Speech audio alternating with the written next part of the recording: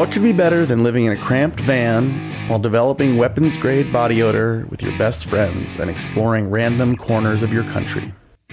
My name is Tim Harrington. I've been in a touring band for 15 years. I love the road, and I want you to see why. Picking up where Jesse left off, I plan to take you off the beaten track to meet some of the most legendary and colorful characters of the road. But more than that, I want to cover some of the finer points of the itinerant rock life. Playing shows and getting loud is fine, but what really matters is pulling over for everything, meeting anyone weird, and eating every regionally fried, smothered, jerked, or smoked food you can find. Let's do this.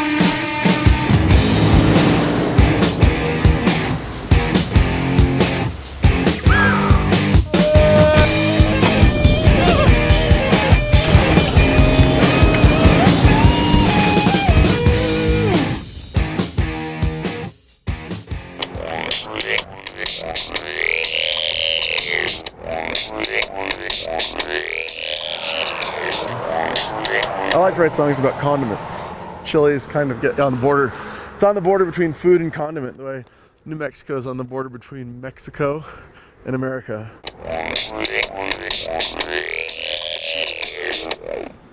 Green chili, cheese fries.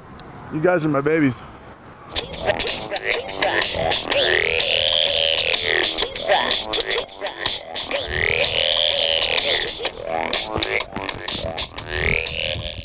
Yeah, those fries were solid, but the track I laid down about them, that thing's solid gold.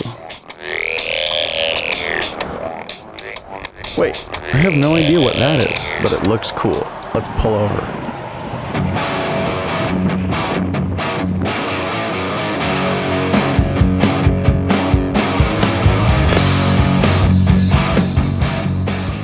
It's a rhino, another deer, cougar.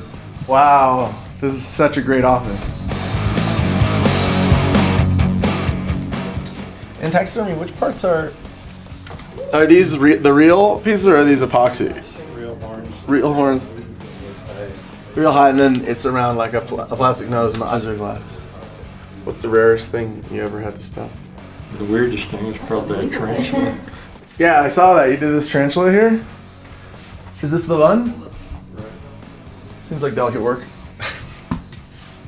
I could have easily hung out with my new buddy Roy the taxidermist all day, dipping sherms and getting high. But I've got an appointment with one of the most respected behind-the-scene guys in rock and roll.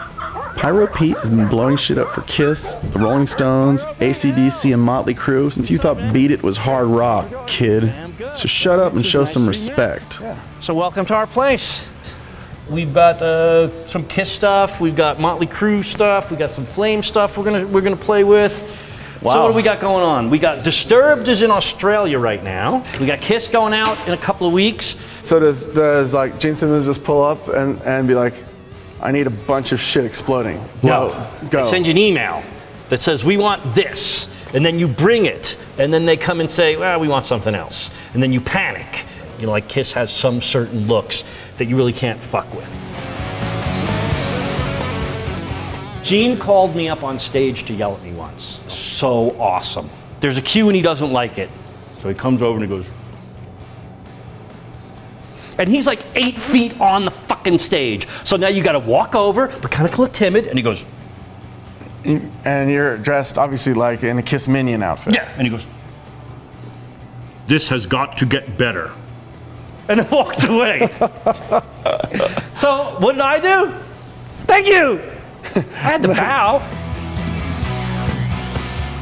So Eric wanted to shoot a bazooka, right? Good idea. So one of the backline techs found a bazooka, and then they brought it to us, and they said, okay, we want you to rig this up to shoot pyro. So I was working for the Plasmatics, and the Plasmatics were opening up for Kiss, and then I met the guy that owned the pyro company that was doing Kiss at the time, and then he hired me. I ran into the production manager for ACDC somewhere when I was working for Kiss. It's like then you're doing pyro for Kiss. Right, and then in all kinds of, it's kind of a sweet spot, I'd imagine. Right, right. 80s. I'm working for one of my favorite bands of all time, Iron Maiden.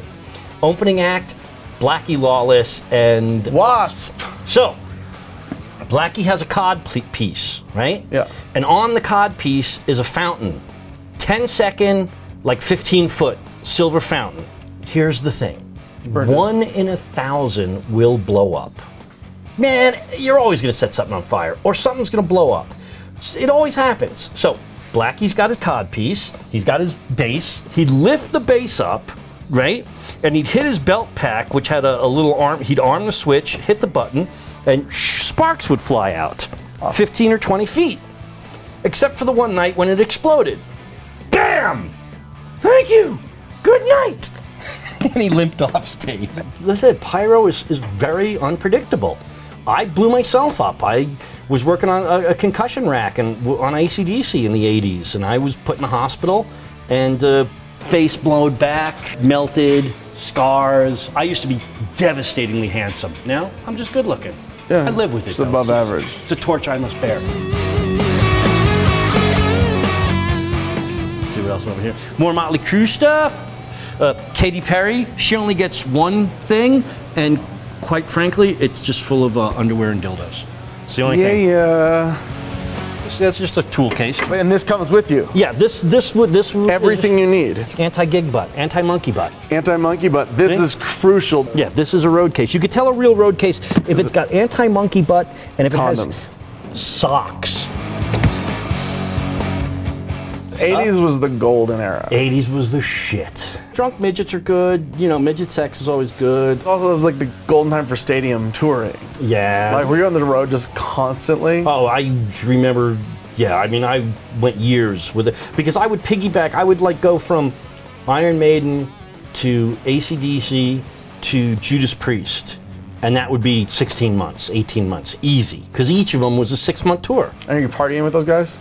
Malcolm, and didn't drink back then a lot. Angus, nothing. Teetotal. He came back in Amsterdam with a big nug of hash. He goes, you guys are all right. You working hard? So yeah, you know, something for you. Put a big hunk of hash down on the table in the pyro room and walk away. You know, like, hey, thanks, boss. It helps you. Sometimes getting pretty high helps you launch pyrotechnics. Here's the thing. I have never, ever shot pyrotechnics high or drunk. On acid, though? On acid. I was the one who worked for plasmatics. Holy shit. So, I wanted to ask you about the relationship that you have with the band. The good part about the pyro is the band always wants to make the connection with the pyro guys, you know, because you've got their safety, you know, so it's like you do have to interact with the bands. That then will make me think you guys are pretty high up on the road crew pecking order. Are the light guys pussies? The light guys suck. Yeah, We it's fuck just with light light. guys. We live They'll to be mess like, with look light how guys." bright that was. Yeah. You're like, look how bright this is. There you go. Congratulations, you're a pyro guy. Yeah, have at it. Keep on. Okay. Yeah, I mean, here's the thing. Lighting guys could do this all day long. And every time they press the button, every light will come on, and you won't see anything. Every time I press the button, something's going off, and I can't repress the button. You know what I mean? I have to physically set up as much pyro as I'm going to Yeah, this is really interesting, but when do we get to see some fire? Our lights dirty. Clean them. You know? Your wimpy lights. Clean them. Let's go blow some stuff up. Let's go.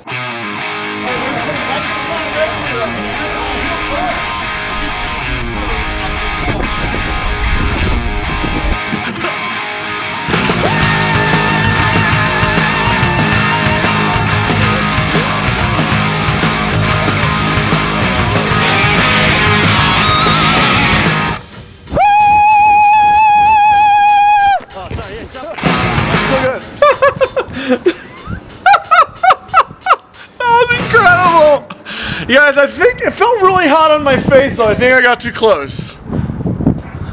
I love you, Pyro Pete.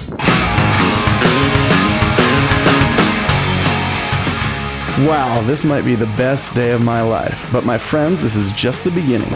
Over the next couple weeks, I'll be crossing the country, wetting myself wherever my trusty on-the-road van takes me. I'm going to be talking to bands. I'm going to be talking to roadies. I'm going to be bathing in bourbon. I'm going to be stealing hotel soaps. I'm going to be calling home and sort of weeping, asking if I could borrow money from my parents. I'm going to do everything that this wonderful life we call the road can offer. Next stop, Oklahoma, where the wind goes whipping o'er the plains. Oklahoma. Sorry.